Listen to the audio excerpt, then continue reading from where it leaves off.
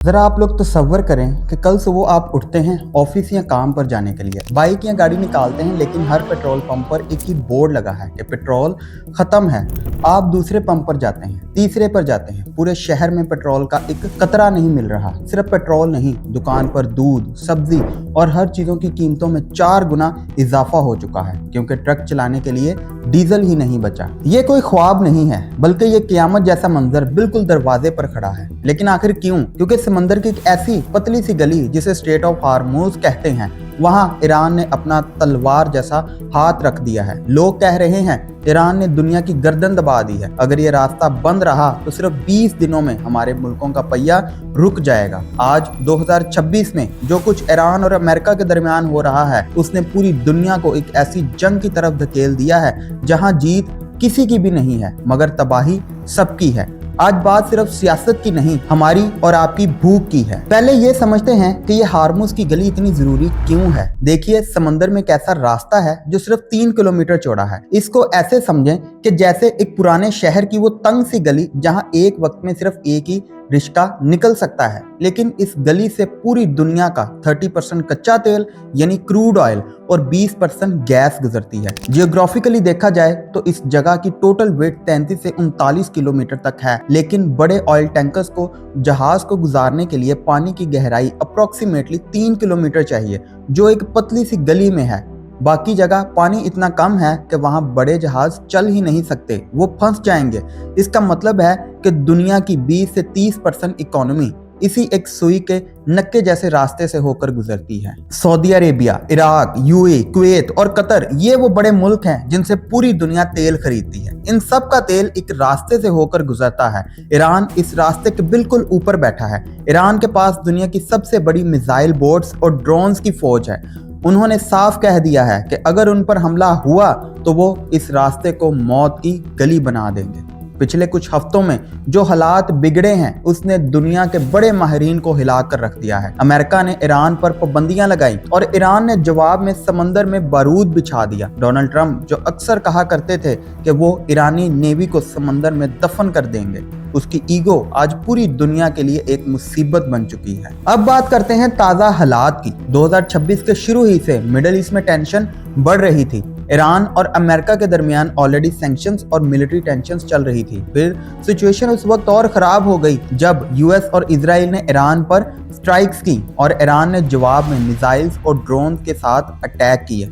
इसके बाद दुनिया भर की ऑयल मार्केट हिल गई। इस वक्त न्यूज रिपोर्ट्स के मुताबिक ऑयल प्राइसेस $90 पर बैरल से ऊपर चली गई हैं। कुछ एनालिस्ट कह रहे हैं कि अगर क्राइसिस बढ़ता रहा तो प्राइस 120 या $150 पर बैरल तक जा सकती है। कुछ रिपोर्ट्स के मुताबिक मिडिल ईस्ट में 85 मिलियन बैरल ऑयल टैंकर्स में फंसा हुआ है, क्योंकि शिपिंग कंपनीज रिस्क नहीं लेना चाह रही। लेकिन इस क्राइसिस का सबसे बड़ा और तकलीफदेह पहलू वो है जो हेडलाइंस में नहीं आता। इस वक्त लगभग 1100 इंडियन सेलर्स और 37 बड़े जहाज मौत के साए में फंसे हुए हैं। कैप्टन आशीष कुमार और दिलीप सिंह जैसे नौजवानों की मौत ने यह साबित कर दिया है कि ये जंग सिर्फ कागजों पर नहीं लड़ी जा रही। समंदर में तेल के बड़े बड़े टैंकर्स खड़े हैं। कैप्टन डर रहे हैं कि कहीं माइंस, ड्रोन्स या मिसाइल्स अटैक उनके जहाज को तबाह न कर दे। ईरान को पता है कि उसकी सबसे बड़ी मिलिट्री स्ट्रेंथ क्या है। ना तो उसकी नेवी अमेरिका जितनी पावरफुल है, ना उसके पास इतने एयरक्राफ्ट कैरियर्स हैं,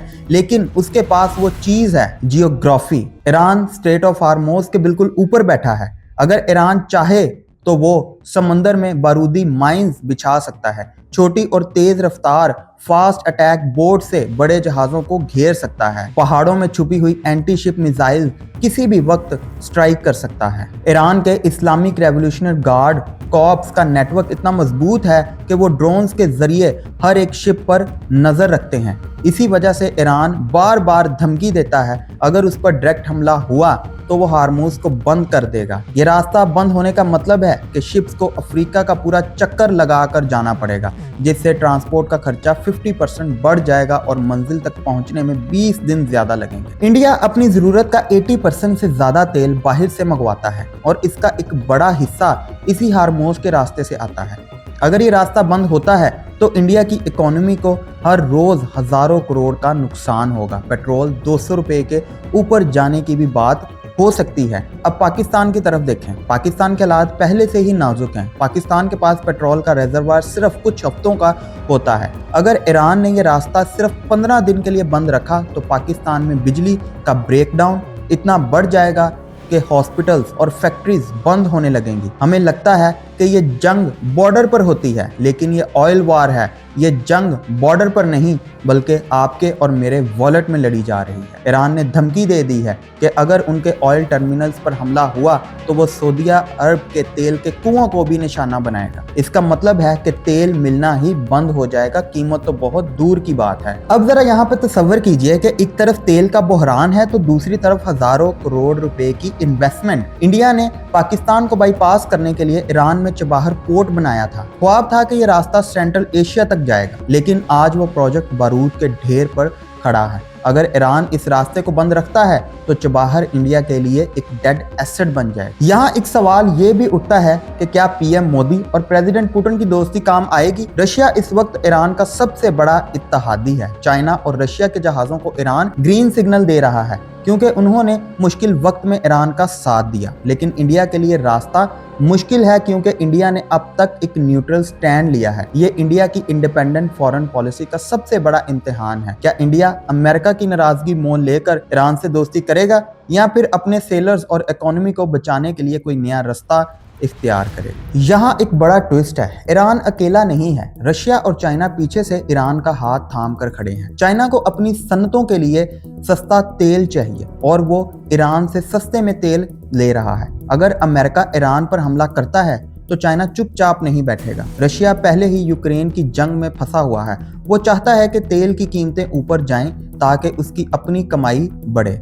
तो एक तरह से ये पूरा मंजर एक बड़े चेस गेम जैसा है। बेचारे वो लोग जो रोजाना दिहाड़ी पर काम करते हैं या मिडिल क्लास हैं, जिन्हें इस जियोपॉलिटिक्स का कुछ भी नहीं पता, लेकिन इस चीज का खुमियाजा सिर्फ वो मिडिल क्लास लोग भुगत रहे हैं। दुनिया के बड़े माहिरीन कह रहे हैं कि अगर ये क्राइसिस हल नहीं हुआ तो 2026 का साल इंसानी तारीख का सबसे महंगा साल साबित होगा। लोग भूख और बेरोजगारी से तंग आकर सड़कों पर निकल आएंगे। पाकिस्तान और इंडिया के लाखों लोग जो इन खलीजी मुल्कों में काम करते हैं, उनकी कमाई और उनके घर का चूल्हा भी इस रास्ते की अमन पर टिका हुआ है। हार्मूज का यूं बंद होना सिर्फ तेल का बंद होना नहीं है, ये लाइव स्पोर्ट बंद करने जैसा है। ईरान जानता है कि उसके पास यही एक सबसे बड़ा हथियार है। अमेरिका अपनी ताकत दिखा रहा है, लेकिन समंदर की उस तंग गली में अमेरिका के बड़े जहाज भी ईरान की छोटी बारूदी कश्तियों के सामने बेबस नजर आते हैं। आने वाले दिन बहुत सख्त हैं। अगर डिप्लोमेटिक रास्ते से कोई हल नहीं निकला तो तेल की ये जद्दोजहद पूरी दुनिया को डार्क एजिस की तरफ लेकर जा सकती है, जहां बिजली और पेट्रोल एक अय्याशी बन जाएगी। हमारी खेती बाड़ी की खाद, फर्टिलाइजर से लेकर फैक्ट्री के पहिए तक सब इसी 3 किलोमीटर के रास्ते के गुलाम हैं। तो दोस्तों, ये थी स्ट्रेट ऑफ हार्मूज की वो कहानी जो आज हमारी जिंदगी का रुख बदल रही है। हालात बहुत तेजी से बदल रहे हैं और हर गुजरता घंटा एक नया खतरा लेकर आ रहा है। आपको क्या लगता है, क्या ईरान वाकई इतना बड़ा कदम उठाएगा कि पूरी दुनिया को रोक दे? क्या हमारी हुकूमतें इस क्राइसिस से निपटने के लिए तैयार हैं, या फिर हम सब इस बारूद के ढेर पर बैठे हैं जो कभी भी फट सकता है? नीचे कमेंट्स में अपनी राय का इजहार ज़रूर लिखें।